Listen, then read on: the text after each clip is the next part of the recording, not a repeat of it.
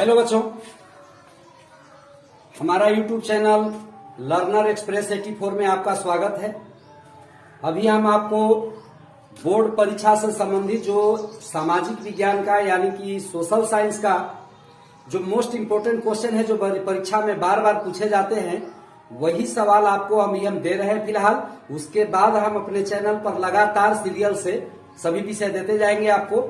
इसलिए फिलहाल अभी जो है हम केवल परीक्षा को देख करके चल रहे हैं। इसलिए यदि आप चैनल पर नए हैं तो सब्सक्राइब कर ले और बेल आइकन को दबा दे ताकि आपको सारी नोटिफिकेशन मिलते रहे।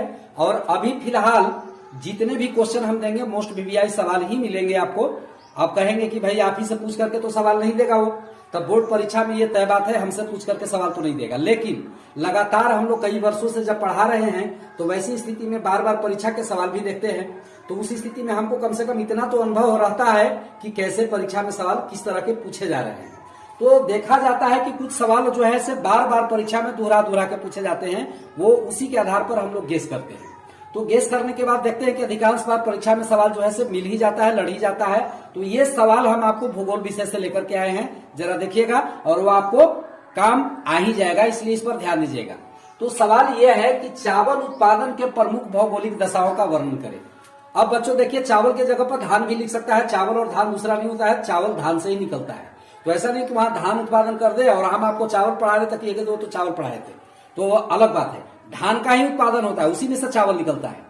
तो कोई भी फसल का अगर आपको भौगोलिक दशा पूछे, फसल उत्पादन का भौगोलिक दशा पूछे, तो आप सीधी सी बात है उसमें 4 गो पॉइंट जरूर लीजिएगा। पहला लीजिएगा तापमान, दूसरा वर्षा, तीसरा मृदा यानी कि मिट्टी, और चौथा जो है श्रमिक यानी कि मजदूर, काम करने वाले जो लोग होते हैं। बिना आदमी के तो काम हो नहीं सकता है। अब तो बहुत सारे काम मशीन भी कर रहे हैं, लेकिन फिर भी आदमी को लगना पड़ता है उसमें। तो देखिए यहाँ पर क्या कह रहा है, चावल उत्पादन के प्रमुख भौगोलिक दशाओं का वर्णन करें।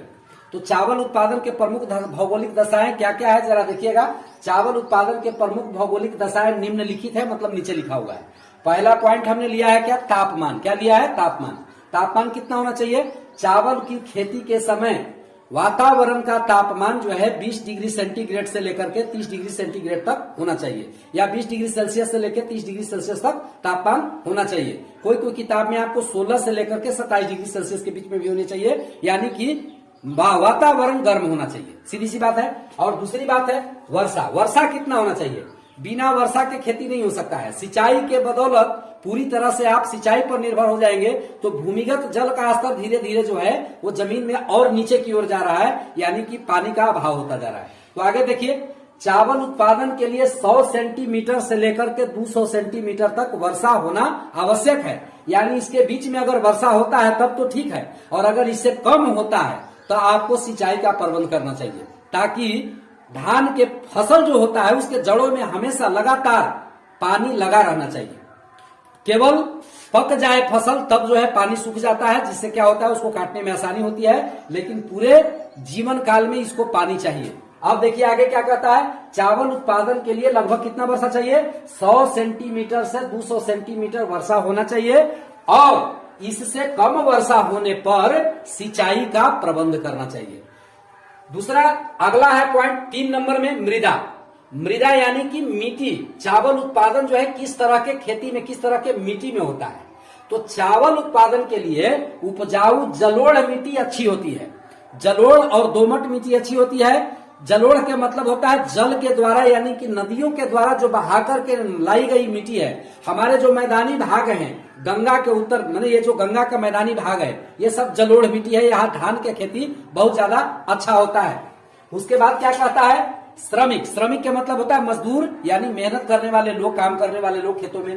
चावल उत्पादन के लिए खेतों में काम करने वाले और उसे भंडारित करने वाले। जब पक जाए फसल, दौनी हो जाए, उसका थ्रेसिंग हो जाए, तो उस फसल से जो उत्पादन अनाज होता है उसको भंडारण करने के लिए जो ऐसे हमको कुशल एवं सस्ते श्रमिकों की आवश्यकता होती है। तो इसी तरह से अगर आपको गेहूं के उत्पादन के बारे में पूछा जाए, चाय के उत्पादन के बारे में पूछा जाए, या कपास के उत्पादन के बारे में पूछा जाए, तो ये 4 पॉइंट आप जरूर लिखेंगे, तापमान, वर्षा, मृदा और श्रमिक। गेहूं उत्पादन में भी देखिए ये 3 चीज जो है से आपको चावल और गेहूं का मिल जाएगा। आप समझ लीजिएगा, वर्षा नहीं मिलेगा, क्योंकि वर्षा जो है वो गेहूं का उत्पादन जो होता है शरद ऋतु में, जाड़े की ऋतु में होती है, तो उस समय वर्षा की आवश्यकता बहुत ही कम होती है, यानी लगभग 50 से 100 सेंटीमीटर के बीच वर्षा हो गया काफी है। और अगर नहीं होता है तो सिंचाई का प्रबंध करना चाहिए। तापमान जो है उस समय कम होता है, यानी कि जाड़े की ऋतु में होती है तो तापमान 10 से 20 डिग्री सेल्सियस के बीच होना चाहिए। पकते समय जो थोड़ा तापमान यानी कि 20 से 26 डिग्री सेल्सियस तक होना चाहिए। और मृदा वही है जो चावल की खेती के लिए है, यानी कि उत्पादन चाहिए। गेहूं उत्पादन के लिए आपको उपजाऊ जलोढ़ और दोमट मिट्टी जो है आवश्यक मानी जाती है, और उसको भी फसल उत्पादन के लिए सस्ते एवं कुशल श्रमिक की आवश्यकता होती है।